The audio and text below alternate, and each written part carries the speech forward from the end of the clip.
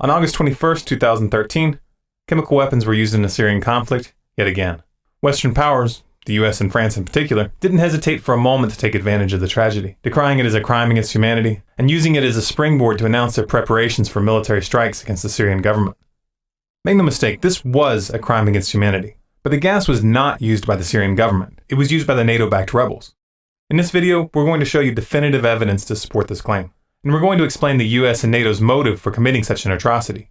The leaked documents that we're going to be presenting are available for you to download yourself. You'll find a link in the description to that download, and you'll also find links to the mainstream articles we used in our research. Now, in order to really understand this event, we need to look at it in context.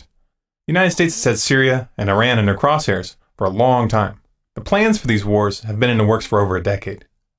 About 10 days after 9/11, I went through the Pentagon and I saw Secretary Rumsfeld and Deputy Secretary Wolfowitz. I went downstairs just to say hello to some of the people on the joint staff who used to work for me, and one of the generals called me and he said, "Sir, you got to come in and talk to me a second." I said, "Well, you're too busy." He said, No.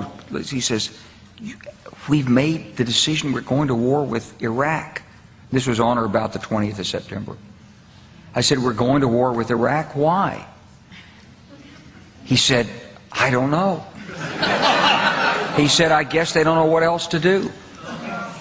So I said, "Well, did they find some information connecting Saddam to Al-Qaeda?" He said, No. He says, "There's nothing new that way. They just made the decision to go to war with Iraq."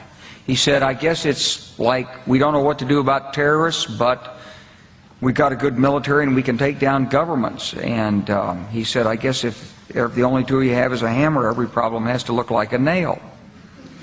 So I came back to see him a few weeks later, and by that time we were bombing in Afghanistan. I said, "Are we still going to war with Iraq?" And he said, "Oh, it's worse than that."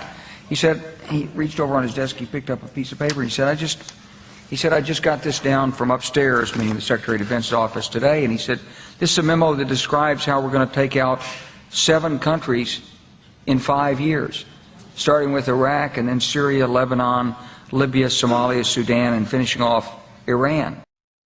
The US government doesn't like to present its wars as empire building. They prefer to paint themselves as defenders of democracy and human rights.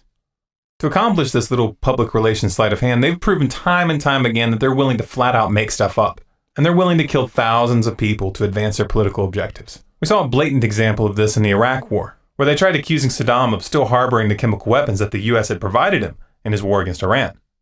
Even back in the 80s, the US was trying to take out the Iranians. They didn't like the fact that their puppet, the Shah, had been ousted in 1979. And as Wesley Clark pointed out, the end game is still Iran.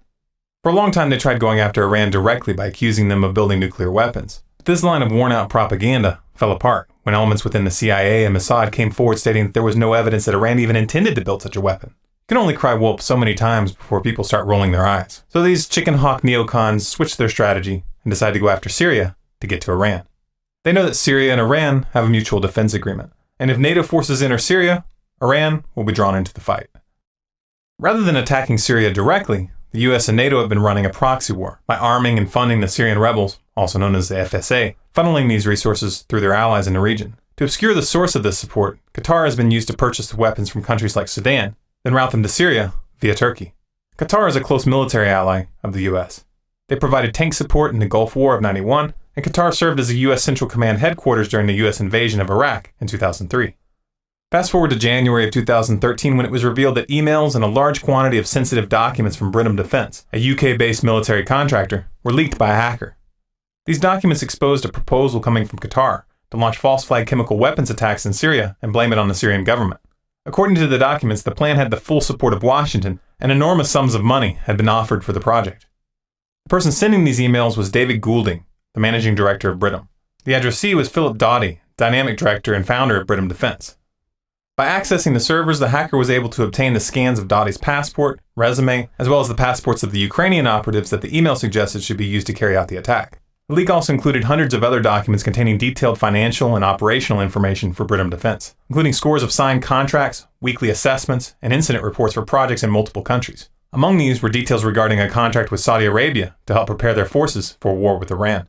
The leaks also depicted a tight business relationship with the infamous war profiteer, Halliburton.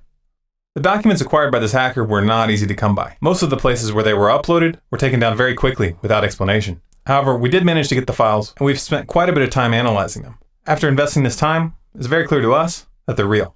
But don't take my word for it. Just take a look in the description for the download link and go verify for yourself. This leak was never mentioned by the mainstream media at all in the United States or Europe. And there was no investigation whatsoever, even though what was being discussed here was clearly plans to commit a war crime. 3 months passed, and on March 19th, sarin gas was used in Syria near Aleppo. Israel and the US promptly blamed the Syrian government for the attacks, even though many of those who were killed were Syrian government soldiers. Obama began talking about the event as a red line that had been crossed, and the warmongers began their saber-rattling in earnest. However, the UN insisted on investigating the issue themselves, and on May 6, 2013, UN investigator Carla Del Ponte went public stating that evidence from their investigation indicated that it was the Syrian rebels who had used the sarin gas, and that there was no indication that the Syrian government had launched any chemical attacks whatsoever. Russia's UN ambassador Vitaly Churkin agreed with Del Ponte after Russian experts visited the location where the projectile struck and took their own samples of the material from the site. Those samples were then analyzed at a Russian laboratory certified by the Organization for the Prohibition of Chemical Weapons. According to the lab results, they found that the presence of hexogen, utilized as an opening charge, and which is not used in standard chemical munitions, pointed to the attack being launched by the rebels. Rather than cover this development, the mainstream media did what they always do when they don't want the public to look at something. They simply changed the subject. Now, of course, the fact that the US-backed rebels had attempted to frame the Syrian government in order to build support for a NATO invasion would be bad enough. They were trying to start a war of aggression. But let's remember that sarin gas was in fact used. This means that the US and its allies were willing to commit a blatant war crime, killing scores of civilians in order to justify toppling Assad. Nor did the US withdraw their support after this event. In fact, they increased it. In July, the US began openly discussing, quote, kinetic strikes against Syria, as if their lies hadn't been exposed. This, of course, brings us to the attack on August 21st, 2013, where they attempted once again to frame the Syrian government for the use of sarin gas, and once again, they got caught. The first wave of media coverage tried to pin the attack on the Syrian government, and the US and France instantly came out condemning Assad. By August 24th, the Pentagon had already announced plans for missile strikes. But even as they did, their story was already falling apart. The Syrian army came forward that same day with footage to back up their report that they had uncovered a massive chemical weapons cache in rebel tunnels in the Damascus suburb of Jobar. This is the exact neighborhood where the chemical attack took place. The Syrian government's version of events is backed up by several key bits of evidence. 1. On May 31st, 2013, security forces in Turkey found a 2-kilogram cylinder filled with sarin gas after searching the homes of Syrian militants. 2. On July 7th, the Syrian army went public about a chemical lab that they had found belonging to the rebels in the city of Banias. And 3. We already have these documents clearly showing that the US was backing a plan to frame the Syrian government with chemical weapons. All of this clearly shows that the rebels had the means and the intent. However, the most obvious variable in this equation is motive. The only parties that benefit from launching this attack are the Syrian rebels, the US, and its NATO allies.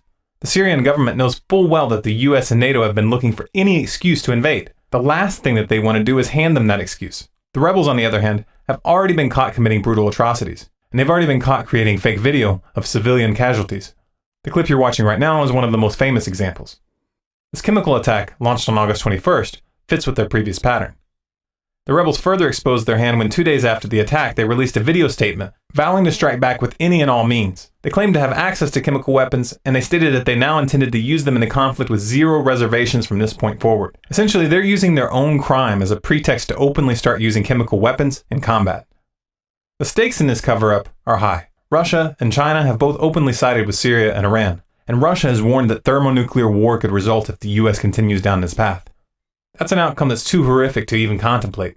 However, even if that worst-case scenario is averted, this is still a matter of life and death for the Syrian and Iranian people.